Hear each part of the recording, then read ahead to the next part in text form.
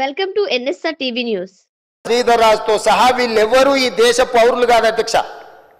ఈ రాష్ట్ర పౌరులే కాదు, ఈ దేశంలో పక్క రాష్ట్ర పౌరులైనా పర్వాలేదు అధ్యక్ష.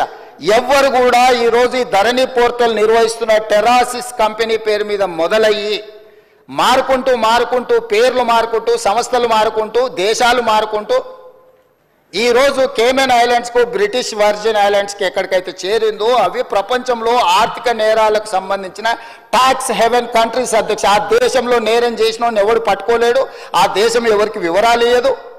ఈరోజు మన ధరణి పోర్టల్ అనేది ఆ దేశానికి ఆర్థిక నేరాలకు పాల్పడే దేశంలో ఉన్న సంస్థ చేతిలోకి మన తెలంగాణ రాష్ట్ర రైతాంగం యొక్క సంపూర్ణమైన వివరాలు ఈరోజు అక్కడికి వెళ్ళిపోయినాయి అధ్యక్ష. ఇది ఘనత వహించిన 80,000 పుస్తకాలు చదివిన తన మెదడంతా రంగరించి తయారు చేసిన అమెరికాకి వెళ్ళి ఐటీలో లక్షల కోట్ల రూపాయలు సంపాదించే ఉద్యోగాన్ని వదులుకొని తెలంగాణను ఉద్ధరిద్దామని వచ్చేసిన the great IT and industries minister mister Kalvakuntla Taraka Rama Rao గారి నేతృత్వంలో పిలిచిన ఈ టెండర్ ఏ సంస్థ పిలిచింది అధ్యక్ష? TSTS, Telangana state technology centre ఆ సర్వీసెస్. అది ఎవరు ఆధ్వర్యంలో? ఐటీ మినిస్టర్ ఆధ్వర్యంలో ఉంటుంది అధ్యక్ష.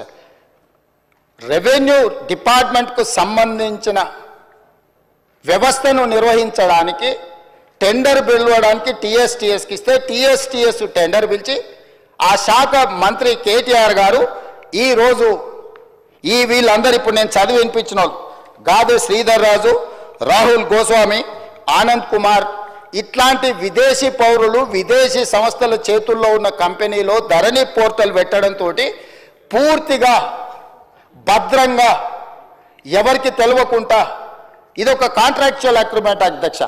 రెవెన్యూ డిపార్ట్మెంట్కు భూ యజమాని అయిన నాకు మా ఇద్దరికి సంబంధించిన వ్యవహారం అధ్యక్ష.